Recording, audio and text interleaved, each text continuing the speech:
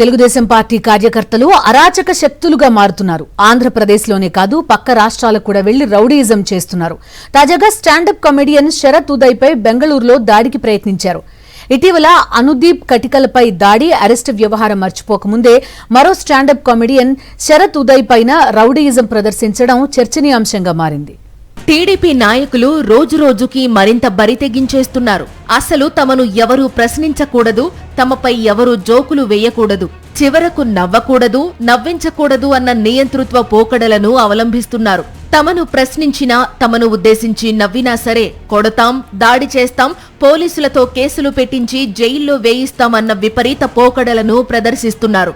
తాజాగా బెంగళూరులో టీడీపీ కార్యకర్తలు స్టాండప్ కమెడియన్ శరత్ ఉదయ్ పై రెచ్చిపోయారు. బెంగళూరులో Sharath Uday stand up comedy show జరుగుతున్న చోటికి టీడీపీ కార్యకర్తలు వెళ్లారు. 2 ఏళ్ల కిందట ఎప్పుడో శరత్ ఉదయ్ తన కామెడీ షోలో నారా లోకేష్ ని ఉద్దేశించి జోకులు వేయడమే ఆయన చేసిన నేరమట. 2 ఏళ్ల కిందట జరిగిన షోకి సంబంధించి టీడీపీ కార్యకర్తలు సోషల్ మీడియాలో బూతులు తిట్టడంతో అప్పట్లో శరత్ ఉదయ్ సారీ కూడా చెప్పారు. 2 ఏళ్ల కిందటే ఈ విషయం ముగిసింది.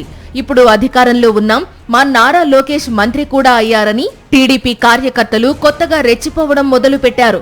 2 ఏళ్ల కిందటి కామెడీకి ఇప్పుడు క్షమాపణ చెప్పాలంటూ బెంగళూరులో శరత్ ఉదయ్ పై దాడికి యత్నించారు. అక్కడికి వచ్చిన వీక్షకులందర్నీ భయభ్రాంతులకు గురిచేసి నానా హంగామా చేశారు.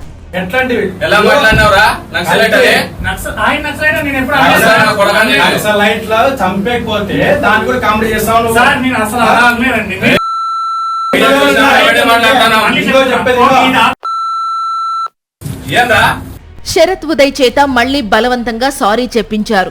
షోలో ఉన్న వీక్షకులను దృష్టిలో ఉంచుకుని సాధారణ పరిస్థితి రావడం కోసం శరత్ ఉదయ్ సారీ చెప్పారు.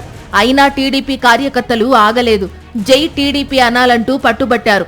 దానికి మాత్రం శరత్ ఉదయ్ ఖంగు తినే సమాధానమిచ్చారు. నాది వేరే పార్టీ, నేనెందుకు చెప్తాను అంటూ చాలా స్ట్రాంగ్ గా రిప్లై ఇచ్చారు. ఈలోగా అక్కడున్న వాళ్లంతా టీడీపీ రౌడీయిజంపై విసుక్కోవడంతో వెనుతిరిగారు. కొద్ది రోజుల కిందట మరో స్టాండప్ కమెడియన్ అనుదీప్ కటికలపై కూడా కూటమి కార్యకర్తలు ఇలానే చేశారు. అనుదీప్ కటికల షో వద్దకు వెళ్లి దాడి చేశారు. అంతేకాదు పవన్ కళ్యాణ్ మీద వ్యాఖ్యలు చేశారంటూ అనుదీప్ కటికల మీద కేసులు పెట్టారు. యూపీలో అరెస్టు చేసిన కాకినాడ పోలీసులు ఏపీకి తీసుకొచ్చారు. వాస్తవానికి ఆ స్టాండప్ కమెడియన్లు ఏం జోకులు వేశారో కూడా ఎవ్వరికీ పెద్దగా తెలియదు. కానీ ఇటు లోకేష్ మీద వేసిన జోకులు కానీ, అటు పవన్ కళ్యాణ్ మీద వేసిన జోకులు కానీ ఈ టీడీపీ జనసేన కార్యకర్తలు దాడులు చేసి కేసులు పెట్టి రౌడీయిజం ప్రదర్శించిన తరువాత మరింత ప్రాచుర్యం పొందాయి. దీంతో తమ కార్యకర్తల ఓవర్ యాక్షన్ మరింత పరువు తీస్తుందని కూటమి నాయకులే చర్చించుకుంటున్నారు.